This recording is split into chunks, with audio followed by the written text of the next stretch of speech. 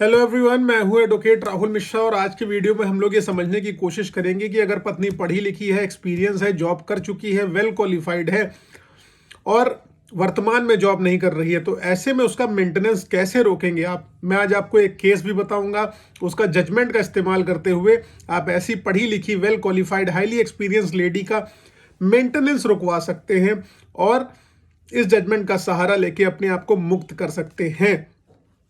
देखिए दोस्तों, एक चीज़ बताई गई है एचएमए में, हिंदू मैरिज एक्ट में और जो है मेंटेनेंस 125 सीआरपीसी में कि कौन सी महिलाएं मेंटेनेंस के लिए एंटाइटल्ड हैं, कौन सी महिलाएं मेंटेनेंस के लिए एंटाइटल्ड नहीं है। तो जो हाईली क्वालिफाइड है, वेल क्वालिफाइड है, वेल एक्सपीरियंस्ड है और उसके पास जॉब करने की क्षमता है, ऐसी महिला मेंटेनेंस नहीं मांग सकती है, चाहे 125 सीआरपीसी में मांगे, चाहे वो डीवी में मांगे, चाहे वो आपका 24 एचएमए में मांगे। ठीक है, लेकिन मैं वीडियो पूरा स्टार्ट करूं उससे पहले मेरी आप लोगों से रिक्वेस्ट है कि अगर आप लोग चैनल पर नए हैं या पहली बार आ रहे हैं, अभी तक आप लोगों ने सब्सक्राइब नहीं किया है तो प्लीज सब्सक्राइब करना, साथ ही नोटिफिकेशन बेल भी दबा देना, जिससे आपको इन्फॉर्मेटिव वीडियो सबसे पहले मिल सके। और अगर आप मुझसे पर्सनली मिलना चाहते हैं, किसी मुद्दे पर मेरा लीगल ओपिनियन चाहते हैं, बात करना चाहते हैं, तो अपॉइंटमेंट शेड्यूल कराइए। नंबर आपको डिस्क्रिप्शन में मिल जाएगा, लेकिन बिना अपॉइंटमेंट के बात कर पाना कतई संभव नहीं होगा। आप समझ सकते हैं बिना अपॉइंटमेंट मेरे लिए बात कर पाना क्यों संभव नहीं है, क्योंकि बहुत सारी कॉल्स आती हैं। चलिए हम लोग वीडियो स्टार्ट करते हैं। देखिए दोस्तों, आज जो मैं जजमेंट आपको बताने वाला हूं, इसका इस्तेमाल करते हुए, इसका प्रयोग करते हुए आप अपने आप को सेफगार्ड कर सकते हैं, मेंटेनेंस से बच सकते हैं। अब देखिए, कानून में जो मेंटेनेंस का प्रोविजन इसलिए दिया गया हुआ है ताकि जो पत्नी अपने आप को मेंटेन नहीं कर सकती है, जो अपने आप को भरण पोषण करने में सक्षम नहीं है, यानी कि वो पढ़ी लिखी नहीं, उनके पास एक्सपीरियंस नहीं है, तो ऐसी महिलाएं कोर्ट आकर मेंटेनेंस ले सके ताकि वो अपने आप को मेंटेन कर सके, अपनी जो दिनचर्या है, जो उनका लाइफस्टाइल है, उसको मेंटेन कर सके, जो पति के साथ रहते हुए वो मेंटेन कर पाती थी। लेकिन अगर जो पत्नी पढ़ी लिखी है, कमा रही है या कमा सकती है या कमा चुकी है, यानी कि जो अपने आप को मेंटेन करने में सक्षम है, मेंटेन कर रही थी और मेंटेन कर सकती है, तो ऐसी महिला मेंटेनेंस कानून का मिसयूज नहीं कर सकती है। ये एकदम क्लियर कट कहा गया है। लेकिन आज के डेट में हम लोग ये देखते हैं कि जो महिला खुद को मेंटेन कर सकती है, उस मेंटेनेंस के प्रोविजन का भयंकर तरीके से मिसयूज करती है। वो अपने पति से मेंटेनेंस चाहती है। मेंटेनेंस के लिए पढ़ी लिखी, सक्षम महिला, वेल क्वालिफाइड, हाईली अर्निंग महिला अपनी नौकरी छोड़ देती है और पति के ऊपर केस कर देती है। ये दशा हम लोग देखने की कोशिश करते हैं। पत्नी के पास प्रोविजन है कि वो 125 सीआरपीसी में मेंटेनेंस मांग ले, डीवी में मेंटेनेंस मांग ले, या एचएमए में, हिंदू मैरिज एक्ट के सेक्शन 24 में मेंटेनेंस की एप्लीकेशन लगा के वो पति से मेंटेनेंस मांग सकती है। अब बात आती है पढ़ी लिखी महिला के मेंटेनेंस को लेके। जो पढ़ी लिखी महिला है, जॉब छोड़कर बैठ गई है, खाली बैठ गई है जानबूझ के, और कोर्ट के सामने ऐसा शो करती है कि वो अपने आप को मेंटेन ही नहीं कर सकती, उसके पास कमाई का कोई सोर्स ही नहीं है, और जबकि उसकी तरफ से एक्चुअल में कोई एफर्ट ही नहीं किया जा रहा है इस चीज़ को करने के लिए, जॉब को करने के लिए, खुद को मेंटेन करने के लिए। लेकिन पत्नी आपकी वेल क्वालिफाइड है। जब वो वेल क्वालिफाइड है, काम कर चुकी है या काम कर सकती है, उसने जानबूझ के जो है जॉब छोड़ दी है, तो वो मेंटेनेंस के लिए एंटाइटल्ड नहीं है। आज जो मैं आपके साथ केस डिस्कशन कर रहा हूं, उस केस का टाइटल है Mamata Jaiswal versus MP High Court. मेरे पास ये केस के फैक्ट्स हैं, जो ममता जायसवाल वर्सेस जो है ममता जायसवाल वर्सेस राजेश जायसवाल का मैटर था, और ये चलता है एमपी हाई कोर्ट में, ये केस चलता है। ठीक, अब जजमेंट के फैक्ट्स मैं आपको बता दूं। देखिए, पति पत्नी की शादी होती है, शादी के बाद उनको एक बेटी होती है, लेकिन शादी के बाद दोनों की आपस में बनती नहीं, उनके मैट्रिमोनियल डिस्प्यूट लगातार चलते रहते हैं किसी न किसी स्पेसिफिक रीजन की वजह से। अब शादी के बाद दोनों अलग रहने लगते हैं। इसके बाद पत्नी जाती है, पत्नी अपने पति के ऊपर, मतलब पत्नी चली गई और जो है पति ने क्या कर दिया, क्रूएलिटी के बेसिस पे डाइवोर्स दाखिल कर दिया। अब पति ने डाइवोर्स दाखिल कर दिया तो पत्नी कोर्ट में अपीयर होती है। कोर्ट में अपीयर होती है, सेक्शन 24 एचएमए में वो मेंटेनेंस की डिमांड करती हैं।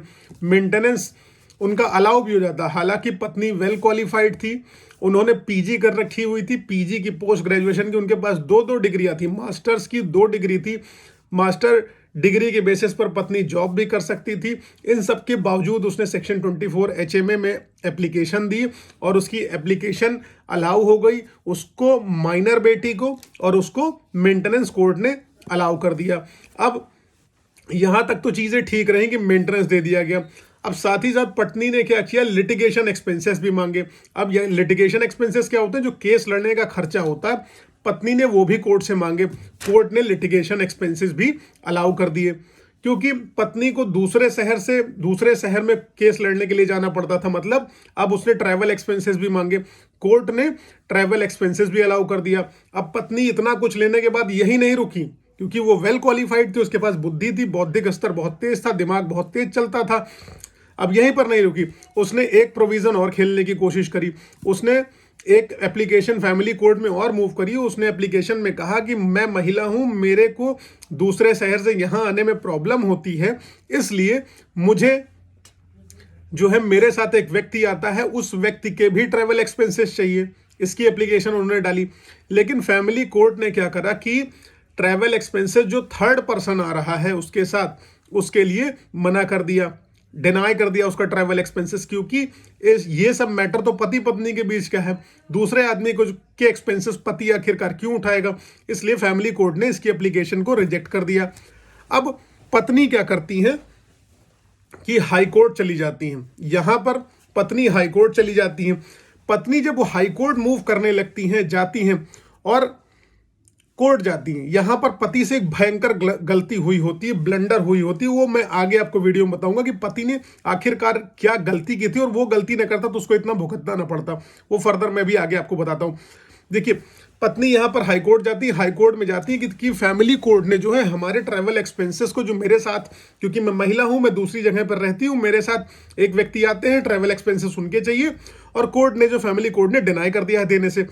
अब पत्नी हाईकोर्ट जाती है और हाईकोर्ट ने सारे केस के फैक्ट्स को समझा, सब कुछ देखा जाना। उसके बाद हाईकोर्ट ने कहा कि पढ़ी लिखी महिला है, ये वेल क्वालिफाइड है, हाईली एजुकेटेड है, इनके पास एक्सपीरियंस है और दो दो मास्टर्स की डिग्री है, एमएससी बीएड है ये, और इनको एक शहर से दूसरे शहर आने में अकेले प्रॉब्लम हो रही है, और इनको ट्रैवल एक्सपेंसेस चाहिए और लिटिगेशन एक्सपेंसेस चाहिए। कोर्ट ने सारे के सारे केस के फैक्ट्स को समझा।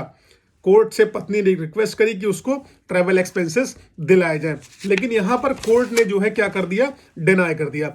हाई कोर्ट ने सारे केस के फैक्ट्स को समझने के बाद पत्नी के इस जाल को डिनाई कर दिया। कोर्ट ने कहा कि देखिए, ऐसा हम ट्रैवल एक्सपेंसेस आपको नहीं दे सकते हैं।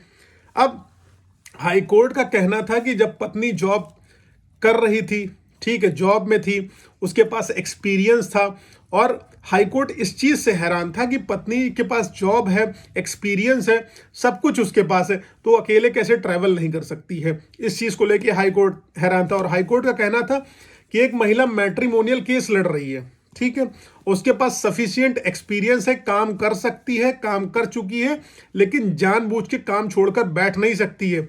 और अगर वो जानबूझ के काम छोड़कर बैठ रही है तो वो मेंटेनेंस के लिए कतई एंटाइटल्ड नहीं है। और हाईकोर्ट इस चीज के लिए भी हैरान था कि इस केस में पत्नी अपने पति से कैसे मेंटेनेंस ले रही है, क्योंकि वो वेल क्वालिफाइड थी और क्योंकि पत्नी के द्वारा ही कोई एफर्ट्स नहीं किए जा रहे थे काम करने के लिए, सारी क्वालिफिकेशंस होने के बावजूद भी। तो कोर्ट ने कहा इस तरीके से कोई महिला जो है मिसयूज नहीं कर सकती है मेंटेनेंस के प्रोविजन का। और यहां पर ये महिला लगातार मेंटेनेंस के प्रोविजन का मिसयूज कर रही थी। हालांकि क्योंकि ये एप्लीकेशन वाइफ के द्वारा मूव करी गई थी, फैमिली कोर्ट के ऑर्डर को चैलेंज किया गया था, लेकिन यहां पर हस्बैंड के द्वारा तो एप्लीकेशन डाली नहीं गई थी कि फैमिली कोर्ट के ऑर्डर को चैलेंज किया गया हो, जो मेंटेनेंस वगैरह ग्रांट कर दिया गया था, या लिटिगेशन एक्सपेंसेस दे दिए गए थे, या जो भी आदेश पत्नी के फेवर में दिए और पति के विरुद्ध में दिए, इतनी क्वालिफिकेशन होने के बावजूद भी, क्योंकि पति ने इसको चैलेंज ही नहीं करा। तो सबसे बड़ी गलती यहां पर हस्बैंड की जो मैं बात कर रहा था वो ये थी कि पत्नी के फेवर में जो आदेश हुए थे उसको हस्बैंड ने चैलेंज नहीं किया, और पत्नी जो है फैमिली कोर्ट में लिटिगेशन लेने, एक्सपेंसेस लेने के लिए, यानी कि ट्रैवल एक्सपेंसेस लेने के लिए चली गई। तो कोर्ट में क्योंकि उस चीज की अपील आई ही नहीं, तो कोर्ट उस पर आदेश दे नहीं सकता था। अगर पति ने इस ऑर्डर को चैलेंज किया होता, फैमिली कोर्ट के ऑर्डर को, जो मेंटेनेंस दिया गया, जो ट्रैवल एक्सपेंसेस दिए गए, तो डेफिनेटली आई एम श्योर कि कोर्ट जो है उस महिला के जो है मेंटेनेंस को डिनाई कर देता। और फैमिली कोर्ट के आदेश को हस्बैंड ने चैलेंज नहीं किया, इसलिए वो भुक्तभोगी हो गए। इसलिए मैं कहता हूं काउंटर केसेस करो, लड़ाई करो, लग के करो, दबो मत, दबोगे तो दिक्कत होएगी। अब अपील हस्बैंड ने फाइल नहीं करी तो कोर्ट उस पर डिसीजन खुद दे नहीं सकता था, और बल्कि कोर्ट ने पूरी तरीके से मन बना लिया था कि इस महिला का मेंटेनेंस रुक जाना चाहिए, ट्रैवल एक्सपेंसेस इसको नहीं दिया जाना चाहिए। लेकिन पति ने क्या करा, पति ने जब फाइल ही नहीं करी एप्लीकेशन उस चीज के लिए, तो कोर्ट एक ऐसे उस चीज पे डिसीजन दे सकती थी। तो आई होप ये सारे के सारे केस के फैक्ट्स को समझने के बाद अगर कोई प्रोविजन आपके फेवर में बनता है तो आप उसका इस्तेमाल करेंगे, और इस्तेमाल करने के बाद आप मुझे बताएंगे कि आपको बेनिफिट हुआ है या नहीं हुआ है। ये सारी की सारी चीजें अगर क्लियर है तो प्लीज लाइक शेयर सब्सक्राइब करना ना भूलना। पर्सनली बात करनी हो तो अपॉइंटमेंट शेड्यूल कराओ, नंबर डिस्क्रिप्शन में मिल जाएगा। एक चीज और, अगर आपने मुझे फेसबुक, इंस्टाग्राम, ट्विटर पर अभी तक फॉलो नहीं है तो do follow over there, link आपको डिस्क्रिप्शन में मिल जाएगा। कोई भी प्रॉब्लम हो, come to meet me Lucknow, Delhi, Allahabad. These days I am in Lucknow. Thank you so much. जय हिंद।